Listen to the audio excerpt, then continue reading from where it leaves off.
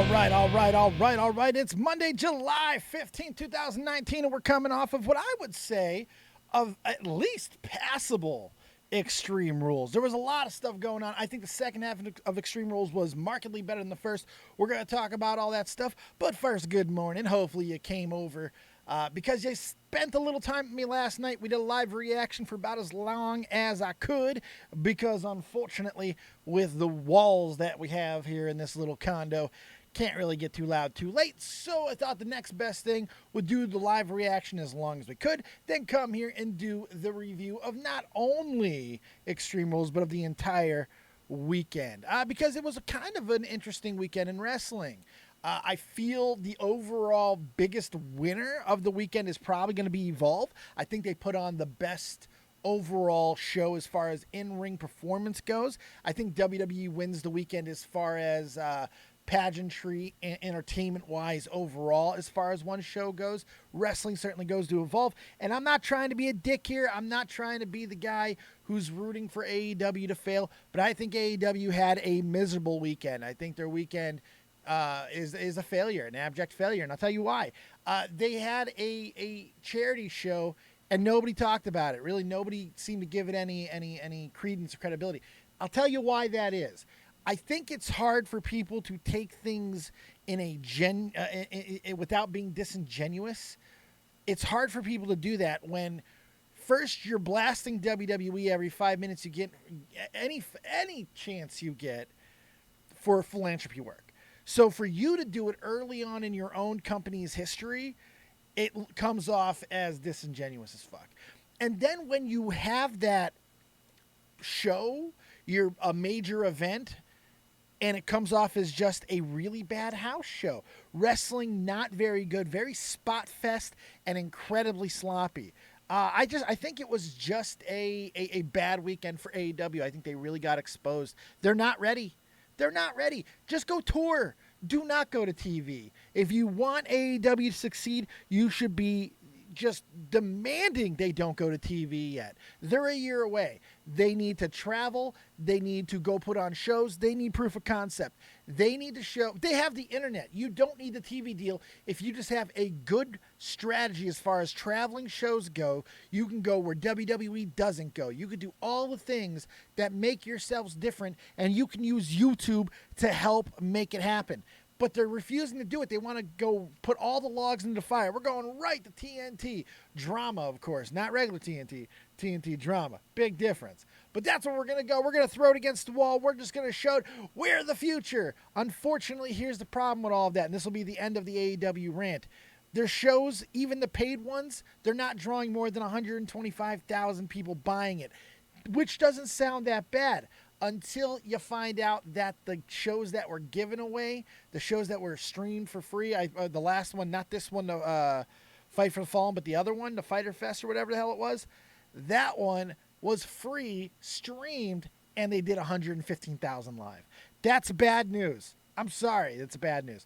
All right, so AEW got showed up by not only WWE, but also Evolve this weekend, and that's kind of where I'm going to put it there. We do have the Discord open, so if you want to talk about AEW, why I'm wrong, why maybe I undersold Evolve a little bit, we'll get into those things. That's totally fine, but this is billed as a WWE Extreme Rules review, so we're going to do that in just a moment. Big shout out to the chat. I see my Sarah Smalls up in there.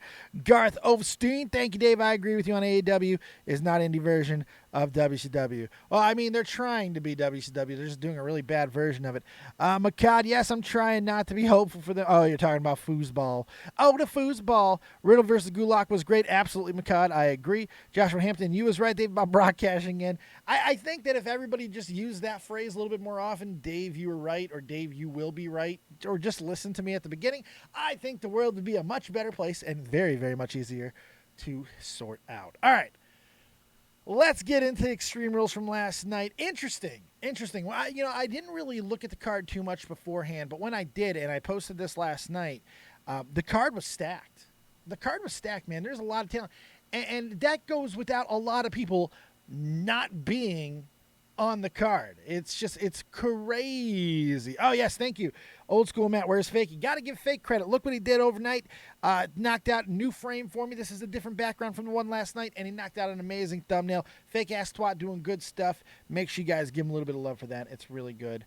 Really, really, really, really, really, really, really, really, really good stuff he's doing, and I appreciate him very much. All right. So the pre-show kicked everything off in kind of a dramatic fashion. Intercontinental Championship match. Shinsuke Nakamura taking the title off of Finn Balor. That in and of itself isn't all that interesting. But when you start taking into the fact that Finn disappeared completely after winning the Intercontinental Championship, you had the situation in Saudi Arabia where he posted a picture and used a lot of gay hashtags, supporting the gay community and everything, and kind of asking for Saudi Arabia to be held accountable for some of the atrocities. He disappeared. He absolutely disappeared off TV. There was the rumor that he was going to be able to use the demon gimmick in Saudi Arabia. That was nixed. So you got to start asking yourself if maybe Finn Balor has got himself in a little bit of trouble. And then once again, Finn being the monstrous troll that he is after losing the belt to Shinsuke Nakamura, who everybody has written off, including me. I wrote Shinsuke off too. I thought it was dead, over, see you later.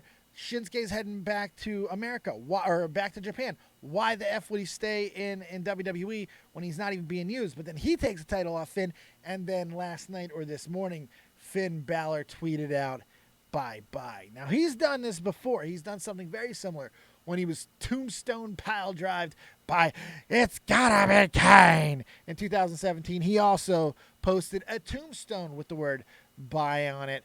So I don't read anything into what Finn Balor tweets out because he loves to troll. It could just mean bye-bye to the Intercontinental Championship. Maybe he's going to be elevated into the card. I hope so. WWE, I do not want to see them lose Finn Balor. For him to go back to the independents now, he's going to go straight to AEW. It'd be a good place for him if he did. It'd be a hell of a coup for AEW to bring in someone like Finn Balor. So, or anyone around the world. If Finn could go back to Japan if he wanted to. Finn could literally do whatever he wants. He's that talented. He's that good. And his name has only gotten bigger because of the WWE spotlight. He's phenomenal. He really is. So I do not want to see them lose him. So hopefully this is just a troll. And we're going to see a good feud out of him and Shinsuke Nakamura going forward. They could have a fantastic rivalry and really elevate this Intercontinental Championship going into SummerSlam. I'd like to see, let's go back to the roots of SummerSlam and all of that type of stuff. Let's get an old school ladder match going for SummerSlam between Finn Balor and Shinsuke Nakamura. I think it could be fantastic. Make all the money. Make that mid-card championship really mean something. And get these two back to the position where they absolutely should be. That's what I'd like to see. And old school Matt is right. Nakamura was on fucking point last night. Oh, yes. He was great. Shin is looking like the version of Shin that I wanted to see on the main roster. We're finally getting that out of him, and I'm so happy. I'm so happy because he's violent, he's brutal, he comes off as unhinged. I absolutely love what Shinsuke's doing. This is the Shinsuke that I want to see. So very, very good work out of him. And it was a decent match. Look, it was shorter. It was about an 8-minute match. It wasn't all that long, but it got the job done. It got the point across, and I think it's going to continue to move this forward. So that's all it really needed to do. Bear, I feel like Finn would go back to Japan before AEW. Yeah, I know. That's why I corrected myself. Czarist Gaming. Speaking of elevation, AJ winning US title. We're getting there. We're getting there. We're getting there. We're going to get there. We're going to get there. We're going to get there. I promise you. We're going to get to everything. We're going to talk match by match, and then we're going to also take calls. I'm live in the Discord right now. If you want to jump into the Discord waiting to call, get in there, and I'll pull you up as soon as I be ready, yo. And don't freak out that your microphone gets muted when you go into waiting to call. It's supposed to be that way. Don't change your settings. Keep them exactly what they are. I'll pull you up, and I promise you everything will be fine. WWE Cruiserweight Championship match. Gulak defeating Tony Nese. It was a fine little match. I'm not like a Gulak lover. A lot of people love the Gulak. I love Gulak. But not like you guys love Gulak. I think he's goofy and doofy, and he's a damn good worker. But I don't love him. I want to see a shakeup from 205 Live. And we're going to see something, I think. I'm wondering, because there's a couple people who made some interesting comments after losing last night, Daniel Bryan being one of them. A lot of talk about what Daniel Bryan's going to do. I wonder if Daniel Bryan's going to go to 205 Live after trying to, because he's talking about, he went on this crazy rant after losing the tag team championship championships last night. He went on this incredible rant about how I tried to elevate this for you guys. I tried to elevate this, but you wouldn't let me or whatever. And then he's talking about, I know what I must do. I know where I must go. I think he's going to go to 205 Live. I think we're going to get Daniel Bryan in 205 Live, which could be a hell of a shakeup. And he will. Like, just imagine. Let's just play for a second. Just play for a second. Let's just try to set the world of WWE right for a moment. 205 Live has been absolutely amazing, but let's say we get a couple of people over there who would be able to fit in and really tear the house down. I can think of two legendary figures off the top of my head. Rey Mysterio does not need to be on the WWE main roster anymore. Main roster. Elevate 205 with his presence, Daniel Bryan's presence, and you can add a couple more people over there and really shake things up in 205 Live. I'd like to see that. Unelevatable. I have never heard that word before. It's because Daniel Bryan is smarter than all of us, and goddamn it, if he says it's the word, I believe it. All right, so that was the pre-show. Those two matches, Gulak and Tony Nese, it was okay. The match didn't really move the world for me or anything like that. It was okay. Nese looked fantastic as always because he does. He's great. He can go. He's the type of guy you can put in there with a broom. He's a really good guy. He tells a good story. Let's start the whole main card off. No holds barred match. Really shocked everybody with the placement. Nobody was expecting Undertaker and Roman Reigns match to kick off the show, but it did, and it kind of backfired. I loved the idea. I thought it was a smart move for WWE to put this out first. You get Shane off the screen first. You make the crowd happy because we were absolutely sure that Shane was losing. You could spotlight McIntyre. Hopefully he'll get lost in the shuffle and nothing will affect him long term. You get the Undertaker to help protect Roman Reigns. And for at least the night, the hope was maybe we can start masking these reactions to Reigns. Because I don't know if you guys are noticing or not, but Roman Reigns' reactions are going way, way down. And not that he's being booed again, because he's barely being booed. Because once again, you can't boo the Cancer Man. People aren't going to do it. They're just going to simply not make noise. And that's what's happening. Roman's reactions are getting less and less every week, and it's a scary, scary trend. So this was a brilliant idea. Put it forward.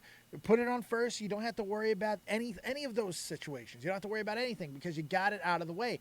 And you know what? Undertaker was amazing. And as you can see in this very thumbnail that Fake made today, I'm going to go ahead and throw it on screen for you real quick because it is that amazing. It also gave us one of the best physical shots that WWE's ever taken. If you look on the right here, screen right, my screen, my right, your left more than likely, The Undertaker and Drew McIntyre. Fantastic shot. What an amazing shot. And so I was happy about that. Undertaker looked great. Shane had some good moments. It looked like we were going to get the 3-on-2 bullshit with Elias. I'm glad that they bucked that and still let Roman and Taker win. Thought it worked out well. Match wasn't pretty, didn't need to be, but Undertaker had his best performance in fucking years. I guess his knees are feeling spry. That's right, DEADONDAVE, because I get lots of loving from Michelle McCool, my mistress from the dark side. Boy. Yeah, so that's what Undertaker does. You know, your fountain of youth is found in Michelle McCool's vajayjay. There it is. I have Ponce de Leon, suck it. I found it, you piece of garbage. You piece of trash. Anyway, so lots of cool stuff happened with that. And it was a good match. It was perfectly fine. Great way to start off the pay-per-view. But that's where it kind of backfired. It felt like that match took the crowd out of it. Now, that's at least what I was being told. I couldn't really hear. I was listening to the show with you guys, so I couldn't really hear the crowd. But the crowd sounded, especially for a Philadelphia crowd, to be incredibly quiet last night, which was strange and weird because I thought it was a good enough show to where get these people off their feet. But it seemed like the Taker match kind of took people out of it a little bit, so it was a little bit of a backfire. Still the right move, though. I think it was absolutely still the right move. Let's see here.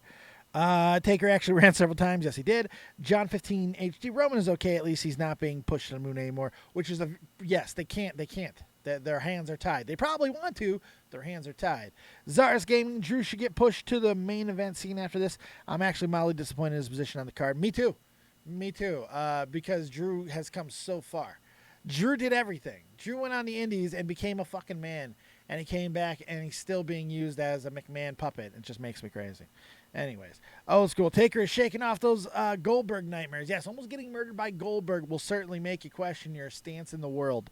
Taker's match and the redhead getting end of days made my net. We'll talk about that too in just a moment. I see Drew and Taker for SummerSlam. That's a lot of what a lot of people are starting to predict. Garth Overstein, do you think AEW would become like TNA? I got bad news for you. I think it already is.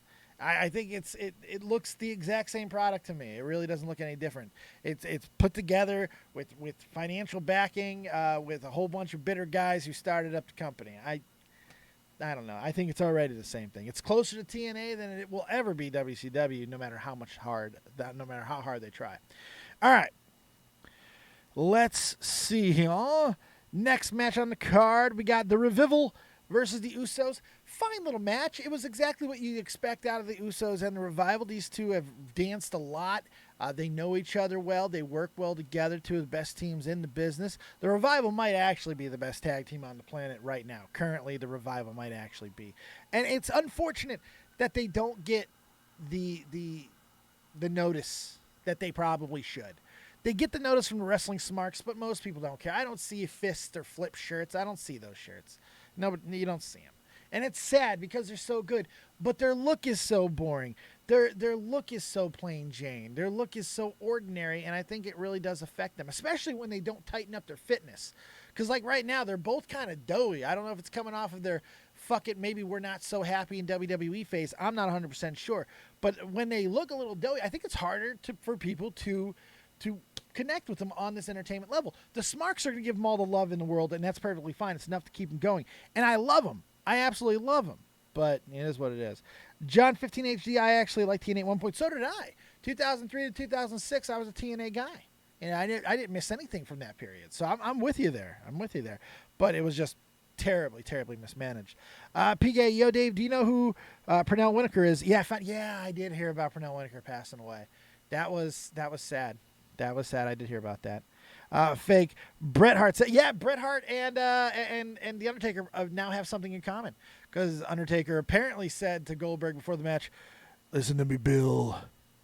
Don't kill me, boy. And, of course, we all know that Bret Hart famously said to Undertaker, I told him not to hurt me. I told him because he's an American and he's going to hurt me. I'm the best there is, the best there was, the best there ever will be. And these Americans, they want to hurt me. I told him not to hurt me. He kicked me in the head, and he hurt me. Damn American, hurting me. Anyway, so, yeah, they have that in common. It's good for them. Yeah, Pernell Whitaker was a hell of a boxer. It's sad to see him hurt that he died. That's not a good thing. Not a very, very sad thing. Old school. It was fun. The Revival are fun to watch, and the Usos tend to be high energy. It's a good match. It was a good match. All right, Aleister Black and Cesaro. My hope for the match was it was going to be the show stealer. But they didn't work well. It was sloppy. There was some slop in this match that I wasn't expecting. And it actually seemed to come out of Cesaro's end. I don't know if it was just that Cesaro threw Aleister off a little bit as far as his style. I don't know how well they know each other. I want to say these guys have fought before. Jesus, they've both been around forever. So I don't know. It was disappointing to me. It was the first match that kind of went, eh. It was fine, but it was not what I was expecting. But maybe I had my expectations too high because obviously this is a gatekeeper match and Cesaro is being thrust right back in that gatekeeper role. And I think that's what disappointed me. Because there was nothing spectacular. There was nothing that we look from Cesaro and go, fuck, yes, Cesaro's elevated because of this. No, he was just a roadblock in the way for Aleister Black. And that's unfortunate. Because I think he's so much better than that. And people have been saying this about Cesaro for years. The problem is the personality's not there. Cesaro, I like Bret Hart in the ring, but he's a bitter asshole, absolutely. You die, yo, Jesus Christ. You die. Good Lord. John 15 HD, I thought the match was fun. That's fair. I mean, it didn't do it for me. It didn't move the world for me. PA, hey, all right, I just want to say hi. My interest has deteriorated in the matter of 10 seconds. Bye-bye. Get the fuck out, you little shit. PA, you little mouthy little bastard. Here, think about your life choices, dickface. Zara's game, I think he's adjusting to his style back to Claudio's style, and it's going to have some growing pains. You might be right. He definitely worked a lot more stiff, but that might have just been because he's in there with Tommy fucking End. You step up your game when you're in there with a guy like Aleister Black. So not really much more to say on that match. It happened. It was fine. 2-on-1 handicapped for the handicap match, rather, for the Ricky Berwick and Young Crip took on fucking Bailey last night. 2-on-1 handicap match. 2-on-1 handicap match for the SmackDown Women's Championship. Bailey goes and does defeat Alexa Bliss and Nikki Cross. We didn't get anything out of the match that anyone was expecting. No Sasha Banks return. I think that'll be safe for Tuesday. Nikki Cross didn't get betrayed or backstabbed by Alexa Bliss. They didn't advance the story by having Nikki Cross win the title, which I thought would have been the right move. Kind of put Bailey back on the chase, but also have the added little extra nuance of having Alexa be obviously furious at Nikki. But they kind of cut the legs off of that, as before Nikki said we're going to go out there and become the co-champions. So it was just a weird one. It was a weird one, and it didn't work. I obviously, it looks like they're going to be setting up a return match for if Sasha is in fact coming back for SummerSlam, which, for the long term, it's probably the right move. Make it feel a little bit more special, make it feel more important. But still, I want to see the tag team, or I want to see the SmackDown Championship defended. So I was hoping that they would get Sasha Banks out of the way, her return, so she could turn on Bailey, and then we could have that match for SummerSlam. But that would have been fast booking as well.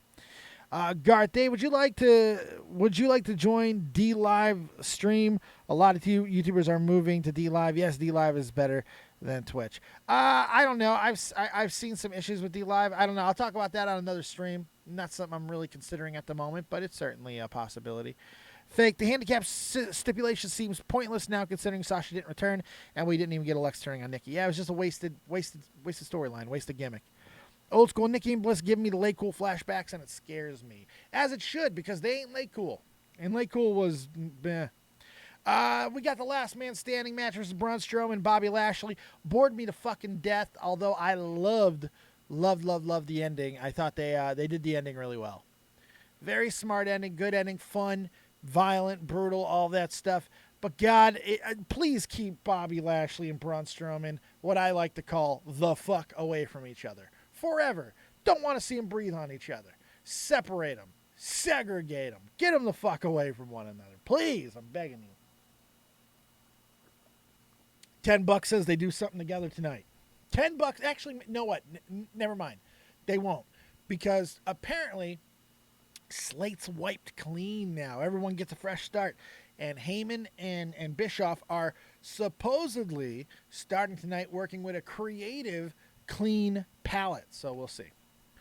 We shall see. But that match didn't do anything for me. But this is kind of where I feel the night turns around. This is where I basically had to get off the air last night. And I feel it's where the night kicked into a better gear. We'll talk about that in just a moment. Twitch, D-Live is not better than Twitch. Yeah, I wasn't even going to acknowledge that. Zara's, I want to see Bailey turn on Sasha. Sasha comes back and tried to ride Bailey's coattails, and she turns heel. That's what I said last night. That's what I wanted to see last night. I wanted to see Sasha come back, save Bailey, save Bailey's title, and then Bailey give her a hug, but she doesn't let go. And she holds her in that hug, bear hug, and squeezes the life out of her. When we see Sasha staring into Bailey's eyes, just saying why, until she goes out. Past the fuck. Oh, that would have been such great storytelling. Good Lord. Fake.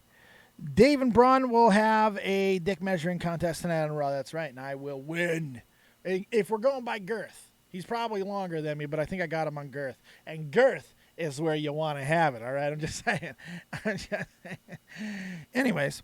So, SmackDown Tag Team Championship match. Nobody thought, except for me apparently, that the New Day was going to win. Everyone was telling me I was crazy that the New Day were going to win. Heavy Machinery was positioned as the team to win because of how hot they've been as of late. And it seems like, as predicted, Vince absolutely loves Doze, so that doesn't really surprise anyone. But Daniel Bryan and Rowan have actually been really good tag team champions. They've been really good tag team champions. It's worked. It's been effective for the most part. But I saw it. That after the Golden Tips comment last week, WWE had to make all three of them champions, and they still want to make New Day as the greatest faction in the history of wrestling, just to prove they're not racist. That's what I think this is about. I'm telling you, I think this is a 2019 thing. I really do. Factions to be this powerful, it's not as common in wrestling as you think. We look at the big examples, DX, the Four Horsemen, Nation of Domination. Even that I feel is a lesser group, because I don't think, while the Nation was really just the Nation, there was a main champion in the group. I don't think Farouk was leading it as a WWE champion. I think The Rock was only leading it as an Intercontinental champion, and by the time that he became a world champion, it was already mixed into the corporation and stuff, so it wasn't the original faction. The corporation, but that one's even a little bit muddy because of who ran it. The Four Horsemen, obviously, the Bullet Club, but it's just not a super common occurrence to have it in this, especially after they've been around for a while. We're talking 5 years into the New Day's run at this point, and it's just now they're crescendoing it. They want to make them the greatest faction of all time. They do. And whether it's about race relations, appearances, or just on merit, I don't think it matters. I don't think it matters any longer. Let's see here. I really like that idea of heel Bailey. Long overdue. Zara's game. I'm not a big fan of Tucker, but Otis has so much charisma. It's not even funny. I like them both. Aurora Anderson. Why do you think Bray Wyatt didn't return last night? Because it's just more Bray Wyatt booking. Bray Wyatt booking goes as following, and it always has. Get him hot, get him hot, get him hot, do all the right things, and fucking forget about him. Now forget about him completely. Drop the baby while it's hot. Let it explode all over the floor. That's what WWE does with Bray Wyatt, and I'll never understand it. Why? It's like, we're forging this. Oh, man, we got this bar just so hot. It's ready to go. I'm going to hammer this fucking bar and turn it into the knife that we've been wanting to turn it into. Oh, it's super heated. It's ready to go. Let's strike it now. Let's let it cool off for a couple of weeks first, and then I'll hit it with my hammer. Problem with that is metal doesn't move when it's not fucking heated, and that's why there's no movement with Bray Wyatt. He's an unheated bar of steel. That's what Bray Wyatt is, and once again, we see it happening, and it pisses me off. They put real production into this one. With the Firefly Funhouse, they really put some serious shit. They got one of the best special effects guys in the business, best mask makers, to take care of the project with this. And then they do nothing with it? Make me crazy. Let's see here. I said I wanted to touch in Golden Tips, and I got what I wanted. That's right, old school. John, I like the New Day, and they deserve it. 100% agree. Luke the Duke Thomas. What's up, Dave? What up, Pam? Zara's New Day got given a garbage tier gimmick and managed to make it their own and get over organically. I've never met anyone who dislikes the New Day. Well, see, if you remember, that's not 100% true. Yes, they were given a garbage gimmick, but it was the orientation of them being heels and the way they were being heels was the problem. If you remember back, New Day was an abject failure. And the rumor is Vince was dropping the entire thing and got frustrated and said, go ahead and do whatever you want. Once he cut the cord and let the New Day take on this meta heel persona, of which they did, that's when it took off. I started on the Joe Cronin show hate fucking the New Day, all right, for a long time, but they eventually turned it around. It's a wonderful story. It really is. It's a great, great story. Fake ass spot. Not sure how I feel about the New Day winning titles. I personally would have had the World Savers keep them until SummerSlam and then lose them to Heavy Machinery. I think Daniel Bryan wanted to get out of the tag team division. If I had to guess, he's got the sway to be able to do it. Get back into some sort of singles competition. And if I'm right, WWE might have gave him what he wanted and put him on 205 Live, because that's where I think he might be going after his weird rant. I don't know. Garth, I don't like Daniel Bryan, but that was a good triple threat tag team title match. Yeah, it was. It actually was a really good match, and I feel it was the match that kind of turned everything around. Turned the entire night around. I didn't think the first half of the night was bad by any stretch. I just think the second half was so good that it really turned it around. Let's see. Benjamin Callen, time to bring back Husky Harris. Yes. What was it? The tank with the Porsche engine, which makes no sense because that Porsche engine is not going to move the fucking tank. Not very far, and certainly not fast. New Day weren't given a dog shit gimmick. They were given carte blanche. No. They were given a dog shit gimmick. At first, remember, they were doing the preacher style of the New Day. It was a dog shit gimmick, and it was hindered. They didn't let them do anything with it natural at first. It felt like white people were writing it. That's what it felt like. It felt like characterizations of black people. That's why New Day failed. A big reason. It was a bad characterization. It was really, really poorly done. It was poorly executed, and you could tell those guys did not like what they were given. But once they were given the opportunity to run with it, they absolutely did, and it was fantastic. Old School Harper was dragging down Daniel. You mean Rowan? That's okay, Old School Matt. I will forgive you. Fake, maybe Daniel goes to the IC title picture with Finn and Shinsuke. Would not hate that at all, but I still want Finn and Shin to go for a little bit longer.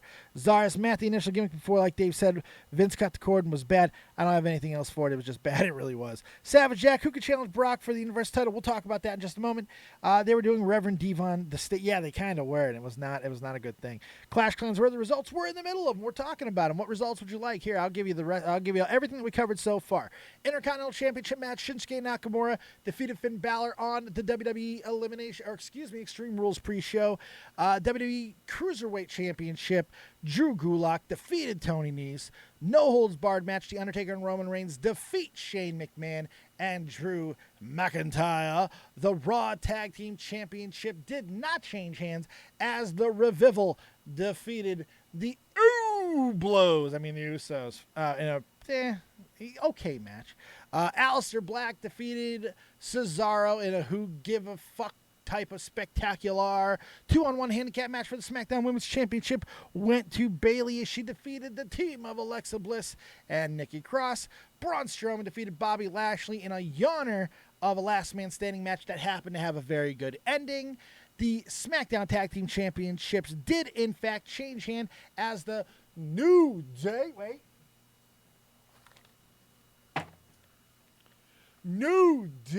took the titles off of the Eco Warriors and also outlasted Heavy Machinery. All right, let's continue on with the last few matches of the night. Actually, still quite a few matches left. Good Lord. We're going to talk about the Raw reunion. Don't worry. Let me get through the rest of the results, and then we're going to get to all your guys' questions. Keep them in your pants, and if you want to get the Discord, one of my mods will put the Discord link in there. It's also down below in the description box.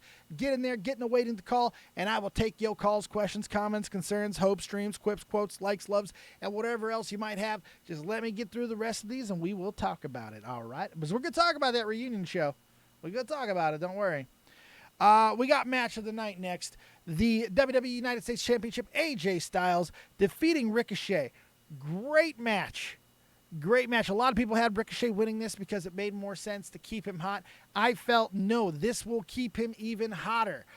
You have great matches with AJ Styles. It's going to force Ricochet to maybe either go find friends or just overcome and all that type of stuff. Not exactly sure. I could see Ricochet and AJ Styles going as far as maybe even Hell in a Cell. I could see something like that happening. But I do feel like the club is going to be rocket shipped to the top of the card, and anybody who goes with him is only going to be a benefit, and I do believe Ricochet is of that ilk. And they had a great match. And the finish was phenomenal, no pun intended, but very, very good. Loved the reverse Styles clash off the middle rope. That was cool. Very dangerous. And what it tells me is WWE is giving more trust to their guys, especially their veterans. That is, remember, they were barely letting Styles use the Clash. It was highly rumored that they were never going to let him use the Clash. And I think Jericho was the first guy to take the Clash, kind of as a proof of concept. And then everybody else started taking it, and it's really not a big deal anymore. But now he's getting to do variations. The only time that we've gotten to see him do something really dangerous with the Clash was with James Ellsworth. And honestly, they were probably hoping he killed the motherfucker, so it's like they didn't care about that one.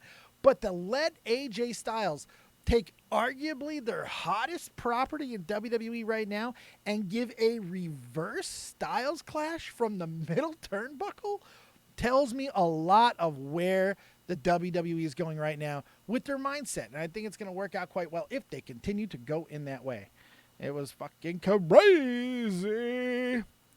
Yeah, they did pull back on it after Ellsworth almost fucking killed him. That was great. Yeah, but that was Ellsworth's dumb fault. But remember, he still ended up giving it to him off the fucking the ring apron. It was filthy. It was amazing. Or the steel steps. I'm not sure. Anand, what's going on? Anand, how you doing, buddy? My boy AJ was destined for the U.S. gold. This is the power of AJ Styles. This is very true. I hope Ricochet and AJ keep feuding. The match was good last night, but I feel they could do a lot more. Right. I feel like they're kind of taking them up the ladder of escalation, and we haven't gotten their best yet. But I feel like AJ is the guy that Ricochet can go all out with, and it's going to be wonderful. So I'm expecting a hell of a match out of these two at SummerSlam. And hopefully it's not going to turn into a tag team affair. Hopefully. Kevin Owens walked in, stunned, and defeated Dolph Ziggler in I think the biggest missed opportunity of the night. This was the match I feel that should have had more legs to it, but this is the problem when you have like 17 matches booked for a card. When you have this many matches, something's going to have to get cut and mowed down. Here's the thing. As much as I would have liked to have seen Owens and Ziggler fight, we've seen it before. So for Owens to get a little bit of juice, to do this, pop the stunner, get some momentum going, I think it was probably the best thing they could have done. What's up, Anthony Ryan? I see you. Good to see you. I think it could be to drag out the feud, like you're saying, Zaris Gaming, or it could be to end the feud. Remember, I think Kevin Owens is going to be taking up his escalation with Shane McMahon, and they have less than a month. So they got to get us there. They got to get this there and fully booked and fully ready and have a blow-off planned for SummerSlam, or it's just going to be another Rush storyline. I don't think anybody wants that. WWE Championship, Kofi Kingston and Samoa Joe. They did a really good job with this match. I felt that this was one of the better booked matches of the night, if that makes sense. They put it together really well. They told a good story. Samoa Joe dominated a lot of the match. I love how they incorporated the middle finger and Samoa Joe punishing Kofi Kingston. That's really good, subtle storytelling that I think that we miss a lot of times. But Samoa Joe is always very, very, very good to be able to elicit those type of reactions. And it's always a lot of fun to see. And it worked out really well. Kofi played it up well. It was just a really good spot. It was a good match. Nothing spectacular, but Kofi getting the win, it felt a little hollow to me. I'm starting to cool on Kofi as the champion. That's just me, though. He doesn't really do a lot for me individually. But now having the New Day as all the champions, it does make it a little bit more interesting, and hopefully it's going to add some extra juice to Kofi's run. But yeah, I don't see it ending anytime soon. The winner-take-all Extreme Rules Mixed Tag Team Championship match. Lacey was the best performer last night in that match. She was the best of all four, except for Becky taking the end of days. It was kind of what I wanted it to be, or what I thought it was going to be, rather. I thought the match was going to go this way as far as kind of be meh and boring and all that. And it was, for the most part. It didn't do anything phenomenal. We are doing hat changes, by the way. Every $3 we'll do another hat change. And it was that. It really didn't do all that much to move the needle for me. But individually, I think there was some good movement. Becky taking a move like that. Maybe WWE is going to start going to the intergender stuff, and I'm not happy about it. I really hope they don't. I don't like it, but Becky sold the shit out of it. She sold the move exactly the way that she should have. We didn't see her again, and that was the right way. I loved Seth's rage. I wish he would have took it a little bit farther, to be honest. And then, of course, we have the Brock Lesnar cash in. Paul Heyman didn't lie to you, motherfuckers. Now, what I thought they might do was give us the okie doke. The okie doke would have been cool. And yes, Anad, I did see the cameraman diving deep in the Lacey's colon. Absolutely. They were trying to make sure she has high fiber. Ooh. But I'll tell you, I forgot what I was saying. Shit. Gone. Completely gone. Brock Lesnar cashing in. Blah, blah, blah. Oh, what I thought they were going to do. This is how I thought it would be a really good way to kind of pull okie doke. So you have Heyman and Lesnar come out. Actually, you have the Brock Lesnar music. You have Heyman come out, and then Heyman goes like this, and Brock is carrying a beaten Kofi Kingston to the ring. That would have been cool. That would have been neat. I would have enjoyed that. And Seth just stand there. Like, what do I do? Do I help Kofi? Like that we would have had a moral thought to like come. The moral decision has to be made here. What does Seth do? Did he do the right thing? Should he have? They could have done stuff from a moral standpoint. It would have been interesting to see how that goes. Does champions help champions? Does he just let Brock take the title off of it? You know. But instead, we got the way that we thought it would go. Seth having to drop the belt to Brock. Now, I understand that this pisses a lot of you people off. And yes, it should in some ways. But here's the reality. No one's fucking moving the needle except Brock Lesnar. Brock gets the title back, the ratings go up. Now, I'm not saying that I'm a defender of Brock never being on television with the title. I'm not. I think it's stupid. And I'm hoping now that Heyman has more sway, and it does seem like Brock is focused on wrestling at the moment. He's been making more appearances than normal. Maybe he's going to start having a more regular schedule. Just do Hogan from the late 80s and early 90s. You know, in the mid 90s, back in the NWO. Hogan, like, barely fucking defended the title. You don't need to defend it. You just got to show up. You got to do something of note. You can't just stand in the ring and have Heyman cut the same promo every week, you know, which is just a shill promo. So hopefully we'll get something new from Brock Lesnar. And I'm really hoping that this whole no guaranteed rematch clause either does continue to be dead and we don't have an instant cash in for SummerSlam, or we get it out of the way tonight and Seth loses. Or maybe Seth takes it back. I don't know. It does feel like they're in a little bit of a corner because we don't want to see the same things that we've already seen with Brock. But I guess only time's going to tell. Good to see Jeff Huffman in the chat. What's up, Jeffy? That's about all I've got as far as the show. I'm going to go ahead and give Extreme Rules a really solid 7. Like a solid 7. That's 7 where you want to go higher, but you don't feel like you can. 6, like I was even thinking like a 6.5, but I don't even feel that's right. 7 to 7.5, maybe if you want to be generous, 7.5. But 7, I think a solid, hard, rock hard, porn star, mandingo hard 7 is what I think. Zanta Claws, what's up, buddy? How you doing?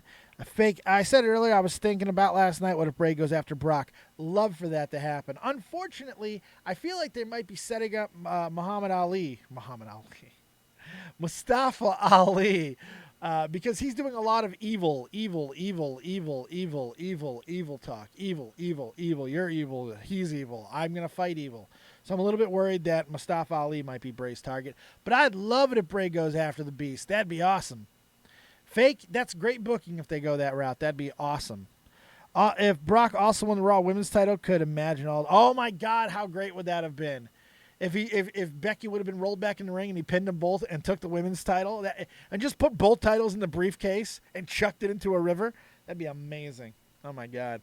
All right, so yeah, a solid 7. What do you guys give the Extreme Rules pay-per-view? How do you feel about it? What was your favorite thing, your least favorite thing? Now is your opportunity to come talk to me if you want to. We got the waiting to call open on the Discord, and let's start it off with old school. Matt, what's going on? What you got for us on this wonderful Monday? Honestly, last night was a lot of hit and miss for certain things. Yeah. The highs were high, but the lows, Jesus, tap dancing Christ. See, I got to stop you there. The lows, even the worst stuff that I can think of, I wouldn't call them like really bad lows. We didn't get like any Katie Vick stuff or anything. We didn't get anything super cringy. You know, everything, even if it was boring, like the first half of the night, I felt was relatively boring for the first half, for the most part. There was still some noteworthy stuff that came from him, and none of the matches were overly bad. So I don't necessarily agree with the lows being super low, but I do agree with the highs being really, really good. And I knew AJ and Ricochet were going to put on a good match, but I was shocked at how great it actually was, because I didn't think they'd take it to that level that early. I think you know what? I think they're only at about 70%. I think the best from these two is yet to come.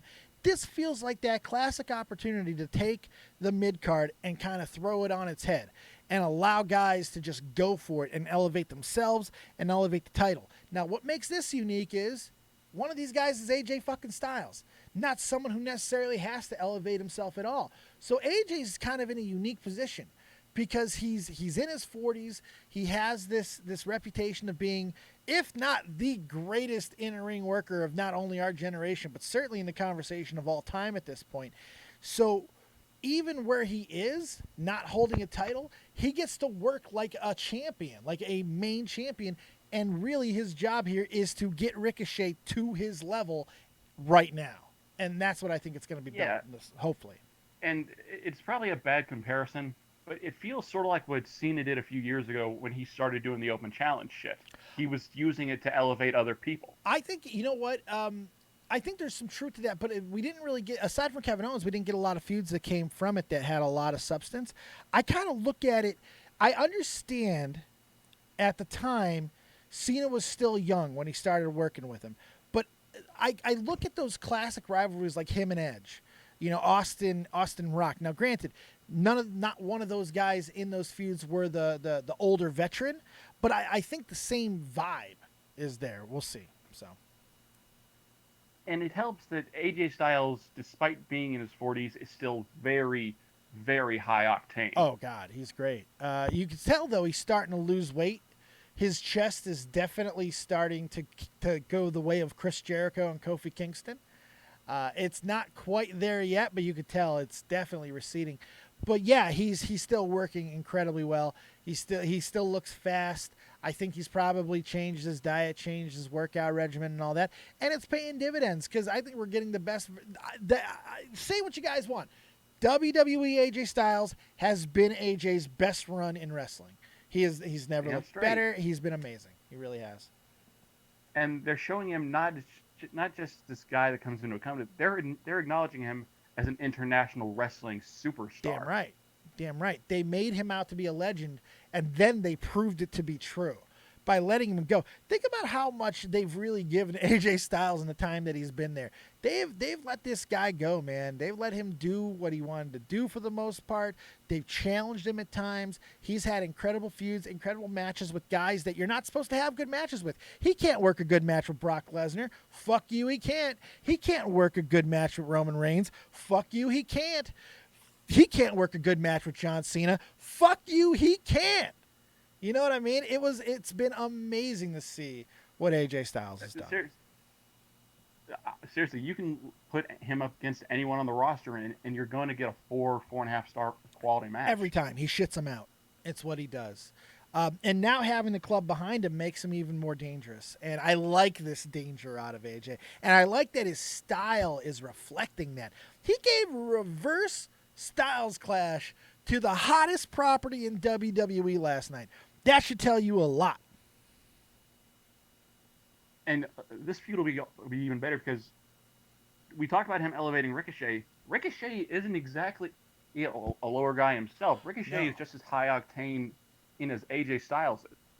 But they want to get, when I say lower tier, Ricochet is legendary in his ability, his athletic prowess, and everything that he did, you know, on the independents around the world. Even what he did down there in Lucha, he's amazing.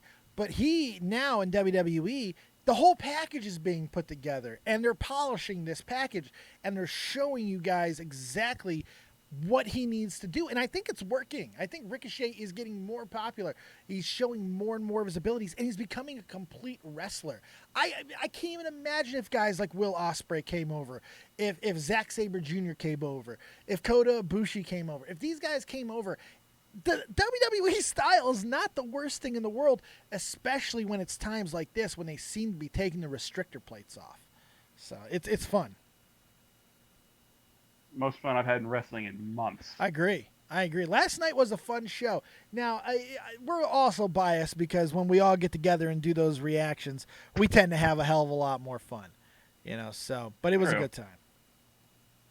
What's your rating from last night, Old School Matt? I'm going to go ahead and get the other caller in here. I'll give it a 7.5, maybe an 8. Ooh, more generous than me. I'm looking for the future to be building. It didn't feel like an 8 show to me, but it did feel like a incredibly solid 7. Which is not bad. It was a good show.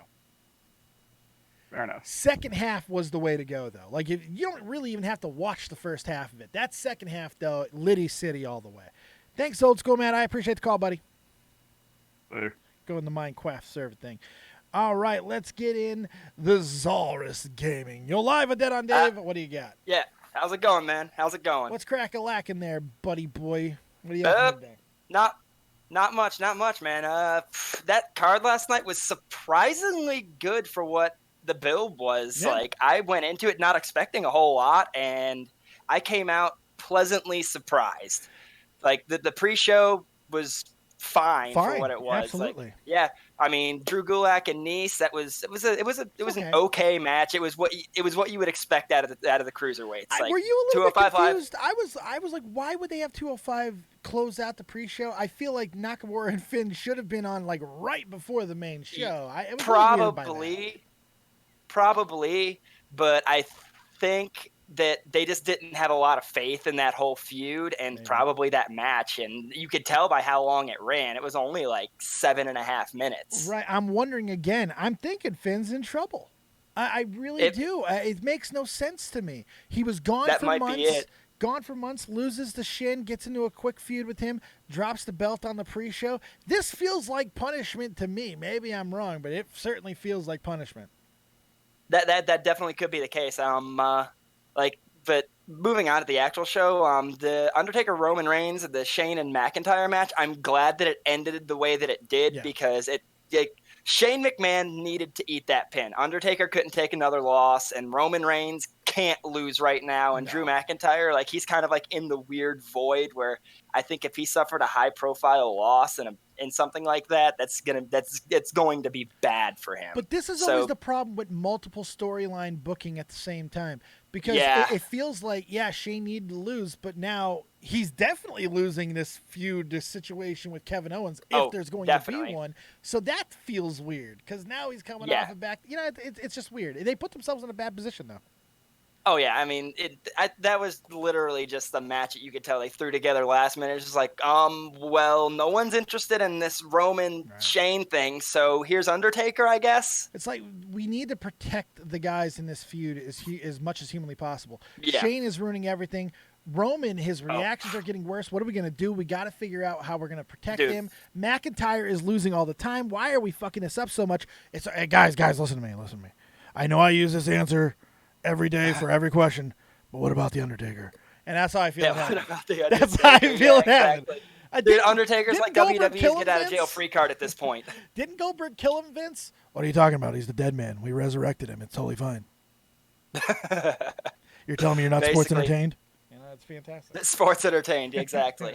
But the Revival Usos, I mean, that match was exactly what you would expect out of those guys. Like, the Revival are one of the best in the world, and they're like the styles between the Usos and the Revival. It was really interesting in the sense that, like, they mesh well. They mesh well because the Usos kind of have that modern, like, high spot kind of style, but it's not like over the top. It's still kind of like grounded. Well, they also know how to be brutal too, because they have especially with their new. Although I'm sorry, I got to play Fashion Police for a second. I did not dig the sweatpants. Was not digging the sweatpants. What the fuck? Not at all. 90s inspired crisscross fucking sweatpants. No, thank you. Mac Daddy make you wanna jump. Right. But definitely like the Revival's old school, like like the Midnight Express wrestling Minnesota style. Wrecking Crew, absolutely. Ole and Arn, absolutely, yeah. Yeah, it meshes well with the Usos because their wrestling style gives the match time to breathe while still not being boring to watch. 100%, I agree. But the thing is, the match didn't light me on fire. That's why I barely talked about it. It was okay. It was a meat and potatoes type of match. All right, give me one more thing you really liked from the show. Give me one thing you're disappointed with. Give me your rating and get the fuck out.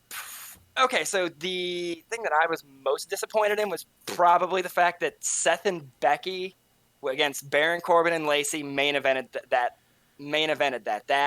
I'm sick of seeing Baron Corbin in the main event. It's not a thing that like I don't think that they don't deserve to be there. It's the last time though. I just don't. They're just done. They're exactly. done. It's No the more. last time. They're gone. But that's the only good thing that came out of that match for me. That and I mean, people are getting fed up with Seth and Brock. Took now the you got off. Brock. So people got fed up with Seth. This is what you get. Be careful what you wish for, motherfuckers.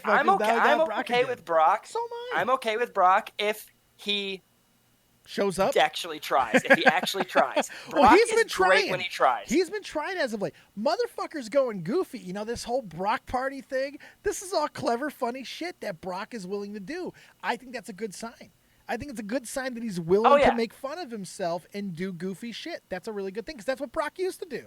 And when Brock won the Money in the Bank contract, I immediately cringed. And when he came out the following week with like the Brock party stuff, I'm like, okay, this is great. A fucking old school 80s radio is incredible. Yeah. Oh my god. But my high point was that AJ Styles Ricochet match, and I loved it because they're bringing the club back, and Carl's and Anderson and Gallows, they were kind of like in the void for a while there. Yeah. People forgot them, and AJ Styles turning heel on Ricochet is the right guy to do it with. Absolutely. And that U.S. title has been losing a lot of momentum as of late, and putting that title on AJ elevates that title, and putting Ricochet in his first big feud on the main roster, being with AJ Styles elevates him so much more. Yep. And if they drag this out to even Survivor Series, which they could easily do given the fact that he's teaming with Gallows and Anderson, so Ricochet's able to find a couple guys and they can kind of have like a little tag team match to keep that feud on simmer for a little while, and then really kick it off moving into the fall, and have them do like their second match at like Hell in a Cell and really blow it off at Survivor Series and just stick that rocket up Ricochet's ass and shoot him to the moon. I don't know if they're going to want to go long-term story. I think they're probably going to want to get this done around Survivor or SummerSlam, but the title changes things. This isn't a full chase anymore. Now it's got more depth, so it could go longer. Exactly. But the issue is, but here's the problem. To see it go the only issue I find is it's not just AJ. The club is actually a little bit of a disservice to Ricochet because Ricochet really doesn't have any friends. You know, we don't know anyone from Ricochet's past that's going to be really important. It's not like he can pull two guys from the past that everyone's going to go, this makes sense. So he's going to have to go generic. It's going to be someone like the Usos or something like that. Somebody doesn't have a lot to do at the moment, which I'm not a huge fan of. It'll feel very put together. It could make it kind of circumstantial and have somebody kind of like get on the club's bad side, like, you know, Gallows and Anderson. And it just can kind of be like a circumstantial kind of team. Which they do like a one-off deal. That's not a SummerSlam match to me. You know, so I had another thought. There's another way they can go with this. There's an angle they can do tonight to make that not a possibility, to not a worry. I noticed last night that AJ was talking to the club a lot, and he was saying things like, this guy just won't stay down. I want to do this. Well, he was saying that he won't stay down and stuff, too. He was showing respect to him in that regard. What if he offers him to join the club, and Ricochet turns it down? Turns heel. And, no. Turns it down for the next month. Kind of very similar to Roderick Strong and the Undisputed Era down in NXT, a very similar angle to that. Now, they had ties. That's why that worked a little bit better. But this will work, too, because AJ's the type of guy who can anoint someone else in that respect manner. And just for the next month, Ricochet just fighting against it, and then almost reminiscent of the Diamond Dallas Page angle when he was going to almost join the NWO. If you can't beat him, join him. And then he turns on him. That could be fun. And that's a way to kind of keep things going longer as well. Oh yeah, that's now that you bring that up, that's actually a really good way to do that. Send me a check, WWE. I'm here, motherfuckers. Yeah, right? Yeah, book it. Dave for WWE booking. Screw Bischoff. Just get Dave in there. Just get Dave in there, man. Yeah, I'm the solution to everything. Yeah, I'm living in You're the solution to everything. I'm living in a one-bedroom friggin' goddamn little condo, dude. No, I'm not. You need it more than Bischoff. You need it more than Bischoff. What's your rating tonight, bud? Like I would give it anywhere between 6.5 to 7. It was passable, and I think 7 is passable. Yeah. 8 starts getting into good, and 9 starts getting into great. It was passable. I agree with that. Very solid 7, though. Thanks a lot, man. I appreciate it. Let the kids know where they can find you, by the way, because you're a streamer as well. So plug your shit. Yep. Yep. Yeah, I'm actually stream on Twitch.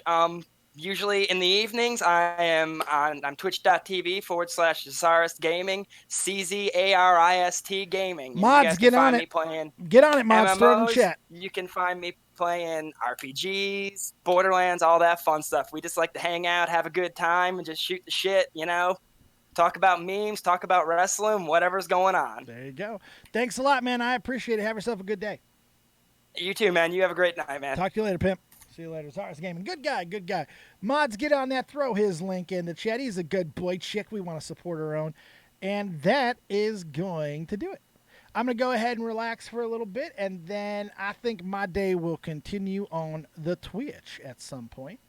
Then we'll go ahead and kick a little ES over there. Debating if I want to play Minecraft. I might go jump on and into the server now. I may do that.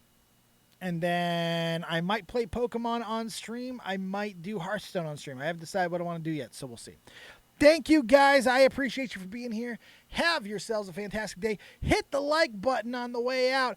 Don't forget to neglect it. We need all the help that we can get. Retweets. Tweet it out. Let everyone know. Put us in wrestling forums. Throw us in places. Let everyone know that the Copious King is back and ready to reclaim his throne.